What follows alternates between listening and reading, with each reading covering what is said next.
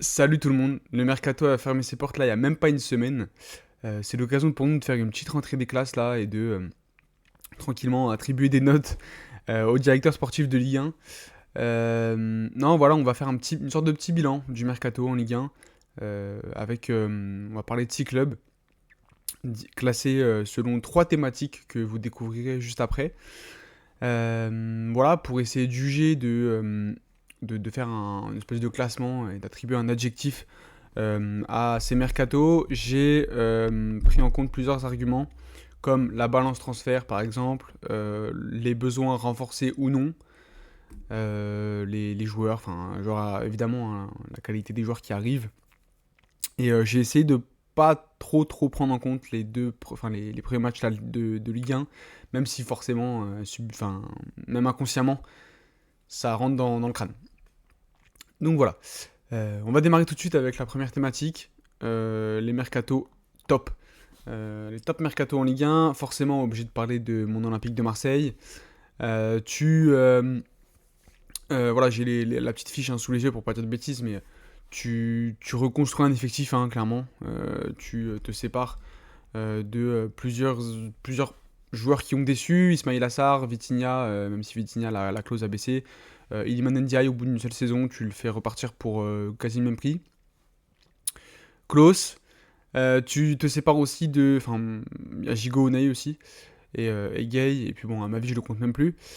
Tu te sépares aussi de certains joueurs qui. Ouais, c'est un peu plus une surprise, à mon sens, mais qui, voilà, pouvaient montrer certaines limites. Type Aubameyang, pardon, wow. Vergetou aussi. Bon, voilà, on reparlera de Vergetou après. Même si c'est hors période de mercato, forcément, voilà, c'est un petit peu dans la continuité. Voilà, bah écoutez, tu te sépares de plusieurs éléments qui n'avaient pas montré de grandes choses. Tu, au contraire, fais arriver des joueurs sur une dynamique un peu plus positive, type Carboni, bon, Iberg un peu moins, mais Brassier. Tu prends aussi Jonathan Rowe, qui va dans la rotation t'apporter pas mal. Tu tentes aussi des petits paris, voilà, Ismaël Koné, même si on connaît toutes ses qualités, bah, mine de rien, tu sais pas ce que ça va donner, quoi. Eliwai, 25 millions, forcément, c'est un petit pari, hein, t'essaies de relancer. Bon, après, la pièce maîtresse de ton mercato, c'est quand même l'arrivée de ton coach, Roberto De Zerbi. T'arrives à faire venir un top coach du circuit, encore jeune, avec des idées vraiment intéressantes. Et dans un moment où finalement, c'est peut-être une des pires périodes récentes de l'OM. Voilà, pas d'Europe, aucune stabilité niveau coach. T'arrives pas à démarrer un cycle et tu fais venir des Zerbi. Mais écoutez, c'est un peu mystérieux, mais tant mieux. J'espère que tu vas pouvoir vraiment démarrer un cycle et que tu vas t'inscrire dans la continuité. Ça va être ça qui va être super important. Donc au final, voilà, tu reçois 81 millions, tu sors 85. Donc tu as une balance qui est négative, mais seulement de 4 millions. Donc financièrement, c'est clean en faisant des grosses dépenses en plus. Mais c'est vrai qu'en plus, tu as les clauses de Vitinha, du coup, Gendouzi, voilà, tout ça qui s'active là, que tu reçois là. Donc plus les départs de NDI pour quasiment le même montant qu'il est arrivé. Ismail Assar, pareil. Bah voilà, hein, au final, tu ressors avec une belle balance. Enfin bref, en tout cas, voilà, tu t'es renforcé à tous les postes. T'as quasiment reconstruit un effectif. Enfin, quasiment. Pas un effectif entier, mais voilà, au moins 11. Que tu as dessiné pour ton coach avec les envies de ton nouveau coach qui, en plus de ça, se trouve être un des meilleurs coachs possibles en Europe. Donc, franchement, difficile de ne pas mettre dans le top. Et voilà, même si on parle pas trop des premiers matchs, voilà, ça prend pas trop mal, mais il y a encore une marge de progression. Donc, franchement, je me voyais pas ne pas le mettre dans le top. Le deuxième mercato du top de Ligue 1, c'est l'AS Monaco. Pour moi, parce que tu te sépares pareil de quelques indésirables, Ismail Jacobs, Guillermo Maripane, Mohamed Camara, voilà, Hutter pas l'air de trop lui faire confiance. Tu prends, tu te sépares aussi de Le Maréchal, ça, voilà. Je suis un peu plus, même si, voilà, bon, à partir du moment où il a pas sa place dans ton 11, est-ce que ça sert vraiment à quelque chose de le garder quand t'as une offre de 6 millions sur la table? Non. Tu te sépares aussi du Youssouf Fofana, et là, pour le coup, français, il a joué à l'Euro, enfin, international français, il a joué à l'Euro, AC Milan, seulement 25 ans, cadre dans un top club de Ligue 1, seulement 20 millions. Bon, c'est pas le braquage du siècle hein, pour Milan, mais je pense que ça aurait pu être mieux vendu. Voilà. Après, c'est mon avis. Donc voilà, pour les départs, tu fais venir Ilin Kena, j'en ai déjà parlé sur la chaîne, vous savez tout le bien que je pense de ce jeune attaquant. Et après, tu prends des petits. Bon, tu confirmes Kerrer, qui n'a pas fait une saison horrible en prêt. Même si je pense que voilà, en titulaire, tu peux peut-être partir sur mieux, mais bon, on verra bien. Et ensuite, tu fais venir deux des meilleurs prospects de Ligue 1 pour 30 millions, Lamine Camara, Christian Maouissa. Voilà, 19 et 20 ans, ça vient parfaitement compléter ton effectif. Ils vont tous les deux tranquillement rentrer dans la rotation et voilà, dans ton 11. Il y a énormément de qualité, ça correspond bien à Hutter à mon avis. Donc voilà, temps d'adaptation qui va être assez faible. Puis même quand tu regardes, au final, il est Nikena, il est français, donc enfin, il est franco-nigérien. Kerrer, bah, il jouait à Monaco la semaine dernière. Donc voilà, c'est intelligent et c'est cohérent. C'est pas mal. Thésée, qui arrive aussi, du côté, en provenance du PSV Eindhoven. Voilà un peu, à mon sens, un petit peu dans le profil Singo, un peu entre le latéral droit et le défenseur central. Voilà, dans ce profil c'est pas mal, seulement 10 millions en plus pour un mec, bon après il a déjà 24 ans mais c'est vrai que c'est un mec, on pensait à un gros potentiel, donc bon, on verra. Et tu fais venir aussi Paris Brunner de Dortmund qui joue avec les U19, ça on verra, 4 millions, je pense que c'est un petit investissement sur l'avenir. Ouais, il est déjà prêté je crois hein, d'ailleurs au Cercle Bruges en plus, pour tranquillement voilà, se faire au haut niveau. Donc au final, tu dépenses pour 74 millions, tu reçois 45,5, donc tu as une balance à peu près à moins 30 millions. Donc c'est raisonnable pour l'AS Monaco, parce que c'est vrai qu'on sait que l'AS Monaco a des conditions plutôt avantageuses. Et, euh, et voilà, on va voir. Maintenant, tu t'es renforcé dans ta rotation à tous les postes. Tu complètes ton effectif qui était déjà hyper intéressant. Pour jouer à la Coupe d'Europe en plus. Bon, t'as 8 matchs de Coupe d'Europe, donc l'effectif peut peut-être être un poil juste au milieu, peut-être. Voilà. C'est vrai que en milieu vraiment défensif, tu vois, si un des deux se blesse, tu joues avec Golovin, avec tout le respect pour Golovin. Hein. Voilà, c'est pas hyper. C'est bon, hein, attention, je dis pas, il peut remplir ce rôle, mais c'est pas son poste de prédilection, je pense. Ou alors, il faudrait que ce soit dans un milieu à 3. Euh, Après, voilà, c'est mon avis. Mais voilà, à part ça, tu te renforces voilà, dans la rotation à tous les postes. C'est cohérent au niveau des profils ciblés. Voilà, j'ai rien d'autre à dire, hein, franchement. Top mercato du côté de l'AS Monaco. Et j'ai hâte de voir ce que ça va donner, surtout en Europe. La deuxième thématique, pardon, c'est. Je l'ai appelé à suivre. Parce que j'arrivais pas vraiment à les mettre dans le top. Mais je suis curieux. J'ai envie de voir, voilà, j'ai envie de voir ce que ça va donner en pratique. Et j'ai mis le Paris Saint-Germain pour démarrer. Parce que voilà, tu as des gros investissements, une balance à moins 98 millions, mais sur des noms où, bon, Joao Neves, on sait qu'il y a énormément de potentiel, le payer 60 millions. Au début, j'étais un petit peu dubitatif. En fait, bon, c'est vrai que tu vas payer le potentiel, bon, allez, il a que 19 ans, il faut le rappeler. Hein. Donc, allez, en vrai, c'est plutôt ok. Désiré Doué, 50 millions, tu payes aussi le potentiel, clairement. Il y a du talent, hein, attention. Mais 50 millions, c'est peut-être un peu beaucoup. Bon, après, voilà, on sait que c'est. On sait de toute façon quand tu es le PSG, quand tu es l'Olympique de Marseille, quand tu es généralement même l'AS Monaco, hein, tu vas clairement là où Lens, Perret, 30 millions, toi tu vas payer 45. Voilà, il y a un tarif comme ça, un tarif top club de Ligue 1, mais bon, c'est comme ça. Donc voilà, 50 millions, bon, après ça reste un des plus gros potentiels français, hein. Et je pense que sous Enrique, il va se régaler. Clairement, plus sur un côté que dans l'axe, mais je pense qu'il va se régaler. Bah, d'ailleurs, là, sur Transfer Market, il est écrit ailier gauche. Voilà. Donc voilà, on va voir. Pareil, 19 ans. Par contre, Willian Pacho, j'avoue, je connais pas tant que ça. Je rentre pas énormément la Bundesliga. 40 millions, c'est une somme.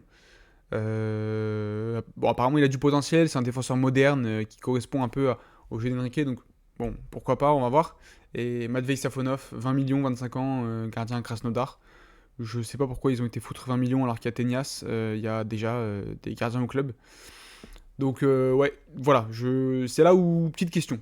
Petite question. Après, tu fais partir des indésirables, voilà.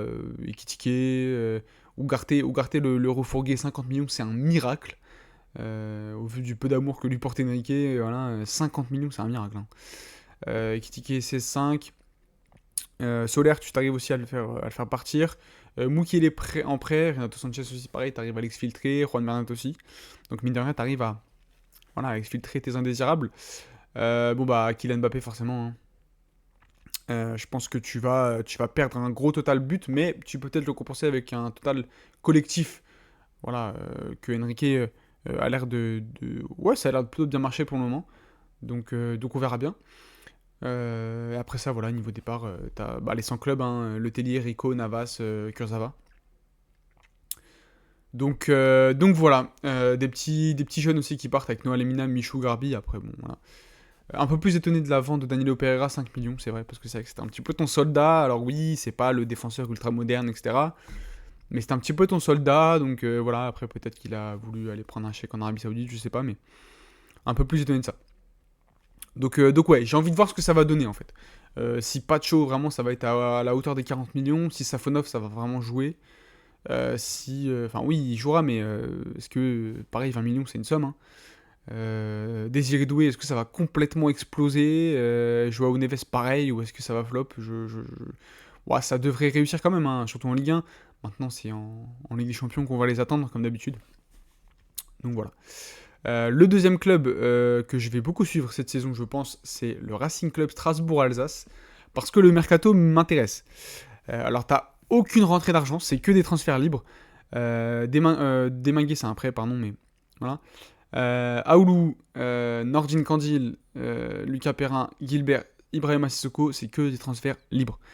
Sans club, enfin qui partent aussi sans club, t'as Gamero, Motiba.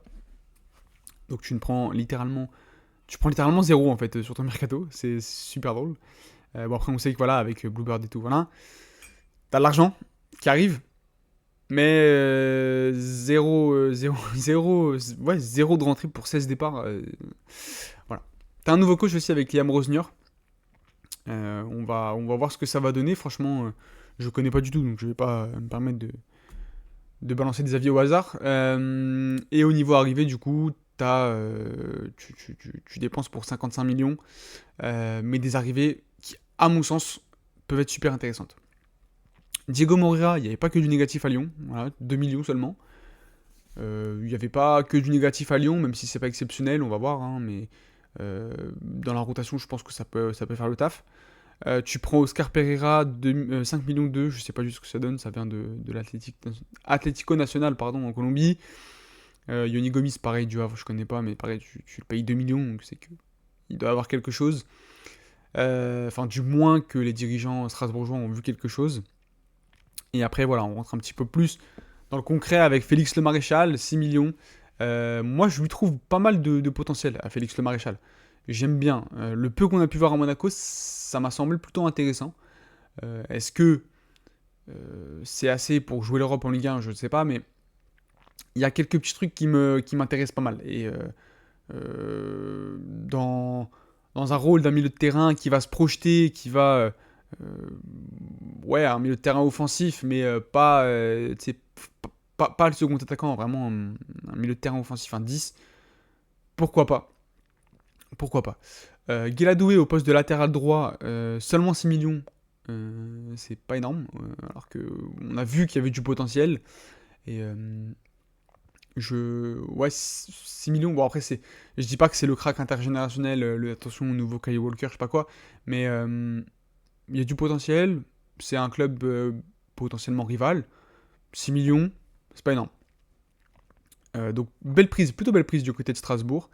Mamadou Sarr, 10 millions. Bah, tu le payes 10 millions. Personnellement, j'ai jamais vu une minute de ce type en Ligue 1, donc je vais pas parler, hein.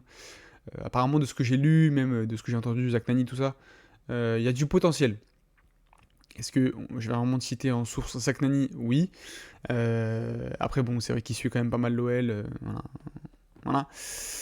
Donc il y a du potentiel, il y a des choses intéressantes. Il n'y a pas beaucoup de minutes en pro, mais on a déjà pu voir quelques petites choses. Donc à suivre.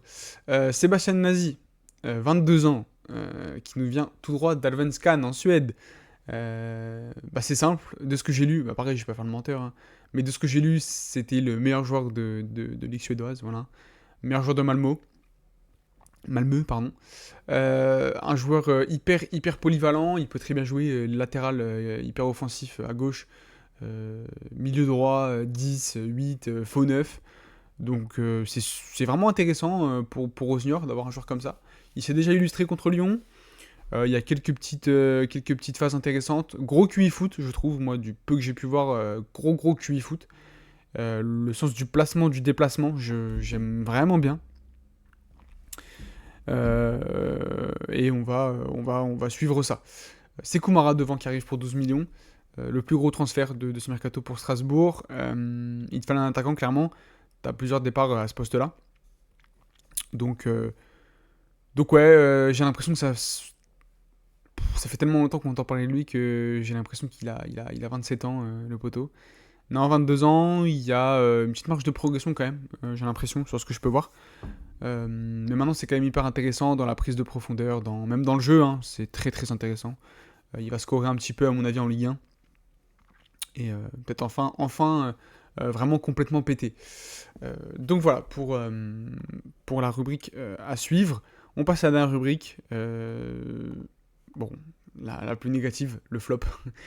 Parce que pour moi, voilà, t'as deux clubs qui font vraiment pas un bon mercato. Tu as Montpellier déjà, on va démarrer par la bande à Arnaud Nordin. Alors oui, c'est vrai qu'au niveau balance transfert, t'es à plus 12,5. Voilà, ouais, c'est vrai. Non mais c'est vrai, il faut être honnête, mais bah tu fais partir... déjà, t'es en niveau prêt, Caramo et FT, c'est pas prolongé. Sacha Delay qui part en transfert libre. Léo Leroy, pardon, qui part à Bâle pour 500 000. Franchement, moi, je lui trouvais un peu de potentiel à Léo Leroy. J'aimais bien. Certaines phases, c'est pas exceptionnel, mais tu vois, il pouvait être un bon petit milieu de terrain de Ligue 1. Donc ouais, bon, seulement 500 000 à Bâle. Pas trop compris. Et Maxime Estève qui part, c'est l'option d'achat, je crois, qui est levé du côté de Burnley pour 12 millions. Bon, clairement, un de tes meilleurs centraux hein, qui s'en va. Avec en plus du potentiel. Donc ouais, c'est... Bon, tu peux pas... Après, bon, tu peux pas vraiment lutter contre Burnley, hein, ça, on est honnête. Hein. Mais voilà, et niveau arrivée, bah, ça va être très rapide. Rien. Voilà, il y a rien eu. Il n'y a pas eu 1 euro de dépensé. S'il y a un prêt de Rabi Nzugula, milieu de terrain défensif, 18 ans, de Strasbourg, hein, à mon avis, on le verra pas forcément beaucoup en Ligue 1.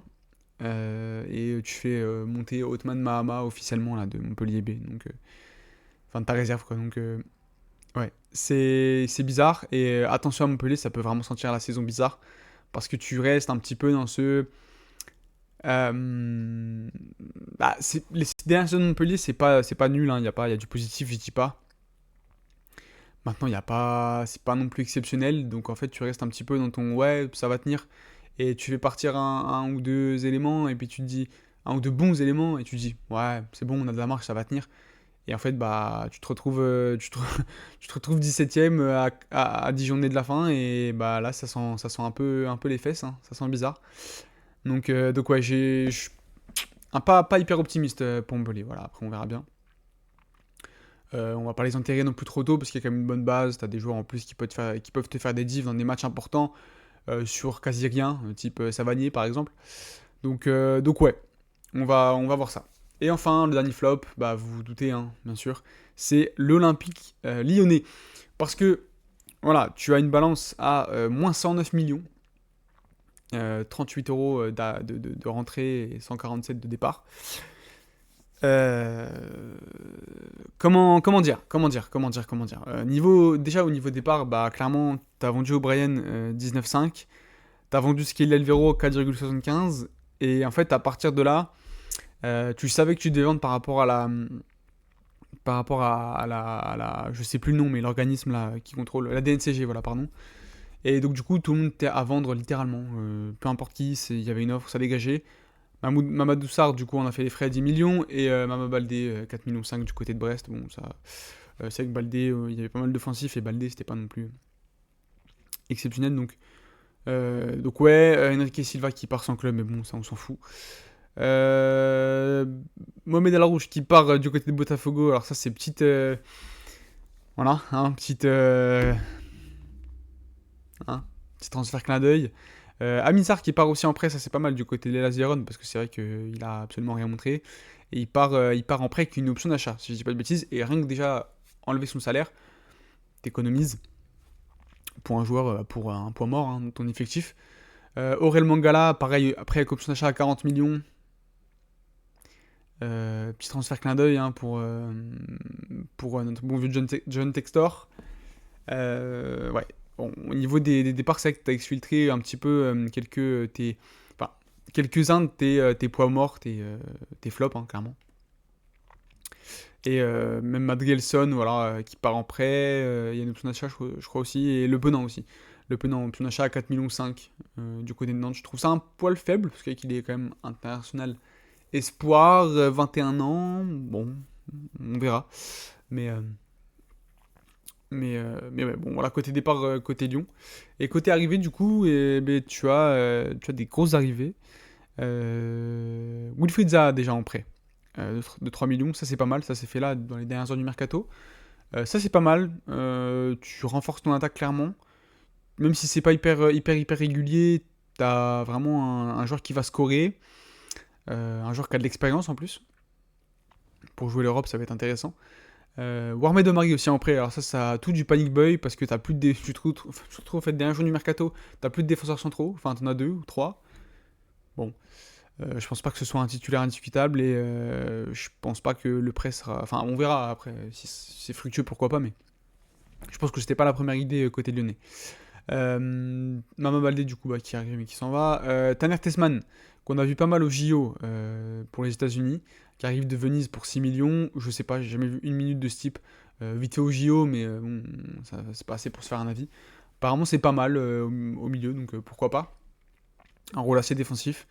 Euh, donc voilà, on va voir un petit peu pour la suite pour les milieux de terrain. Abner, je me suis fait descendre sur Twitter. Enfin pas sur Twitter, mais si, sur Twitter, mais par des potes, quoi, donc c'était pas en public, mais comme quoi, apparemment, c'était quand même très faible, etc., etc. Bah écoutez, en prépa, je pense que c'est un des meilleurs joueurs de la prépa, côté Lyon. Alors c'est vrai que là, sur les premiers matchs de championnat, c'est un peu plus compliqué, mais il y a du positif, pour moi, il y a du potentiel. Faut qu'il arrive à régler quelques petits soucis, notamment au niveau duel défensif. Et dans la tête, côté concentration, côté lucidité. Mais pour moi, il y a vraiment quelque chose à faire, sans dire que ça va être Roberto Carlos Prime, hein. Il y a un petit truc à faire, et tu peux t'en tirer. En plus, si on est totalement honnête, latéral gauche brésilien, tu l'as acheté 8 millions, il y a toujours moyen de leur fourguer au moins le double dans 2 saisons en PL, si ça marche pas trop mal. Donc voilà.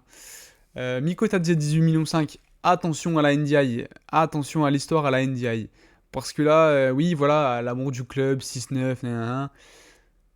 Pire ça, je le fais jouer à droite déjà, bizarre, vraiment, j'aime pas trop. Et c'est vrai que c'est pas exceptionnel pour les premiers matchs. Après, voilà, il faut le temps d'adaptation. C'est vrai que tu passes du FC Metz à l'Olympique Lyonnais, forcément, hein, il y a une différence, hein. Donc ouais. Attention, voilà, on va suivre ça. Après, tu as la confirmation du coup de Nuama et Mangala, et si pour Mangala c'est reparti. Et donc, 31 millions 5, ton top transfert, 31 millions 9, pardon, Moussa Niakate. Alors moi, je suis loin de ceux qui vont le descendre complètement. Il y a des qualités, notamment physiques. Balle au pied, c'est pas non plus le peintre qu'on décrit. Donc voilà, j'ai envie de voir un peu plus. Et d'ailleurs, je pense que c'est le seul en défense là qui tient la baraque sur les derniers matchs. Enfin, sur les premiers matchs plutôt de la saison. Donc voilà. Pourquoi le mercato de Lyon est dans. Ah, puis il y a Vergetto aussi qui est arrivé, même si c'est un mercato, voilà, 4 millions. Pareil, je vais pas le descendre parce que, enfin, comme les pseudo-marseillais là, oui, mais il joue à Lyon donc faut le critiquer à tout prix, non. Il a des qualités. Je pense pas que ça va être ton patron du milieu, mais il a des qualités. Donc pourquoi le mercato de Lyon est dans mes flops? Tout simplement parce que pour moi, tu as dépensé une somme astronomique, c'est-à-dire 147 millions, et tu ne t'es pas renforcé au bon endroit. En défense, si tu fais le point de l'effectif, là, t'as pas assez de centraux. Tu vas jouer l'Europe, hein, je rappelle. Donc il y en a un qui se pète, bizarre. Enfin, tu bricoleras en fait. Hein, voilà. Au milieu de terrain, t'as pas ton patron de milieu de terrain. Matic, il court plus. Tolisso, est-ce que je dois en parler? Donc tu t'as pas un gros patron au milieu de terrain qui va te récupérer tes ballons et voilà. Donc ça c'est dommage. Après, t'as mis des grosses sommes à Mikotadze 18 millions 5, c'est beaucoup. Même en vrai Niakate c'est pas mal. Hein. De toute façon, je vais pas le, comme j'ai dit auparavant, je vais pas le détruire. Mais 32 millions c'est énorme hein, pour lui. Tu te retrouves à faire des panic buy là avec Warmed Omari, même si c'est qu'un prêt. À mon sens, c'est assez mal géré. Voilà. Et en plus, on va voir, il y a la DNCG qui n'est pas encore passée. Et attention, t'avais promis 100 millions de ventes, je crois. Euh, T'es à 39 millions à peine. Alors t'as dégraissé au niveau salaire, ça c'est clair et net. Hein. Mais ouais, on va voir. On va voir. Attention à Lyon, moi je serai lyonnais là, je dormirai pas serein, je vous le dis. Parce que John Textor, ça sent un peu la, hein, là, de toute façon, après, voilà, on va pas se le cacher, il y a des magouilles dans absolument tous les clubs de foot, enfin, quasiment tous les clubs de foot. Et je suis supporter de l'Olympique de Marseille, il y a des magouilles dans mon club, le premier. Voilà, je vais pas faire le mec moralisateur et tout. Mais ouais, ça sent un peu les fesses, là, côté Lyon, quand même. Donc voilà. Sur ce, les amis, une vidéo bien longue, là, on a bien récapitulé tout ça. N'hésitez pas en commentaire à me donner votre avis sur ce mercato, ce que vous en pensez, voilà, si vous aurez mis une autre équipe dans les tops, une autre équipe dans les flops, pourquoi pas, quelle équipe vous allez suivre. Et voilà, le petit like, le petit abonnement, ça régale comme d'habitude. À très très bientôt. Salut.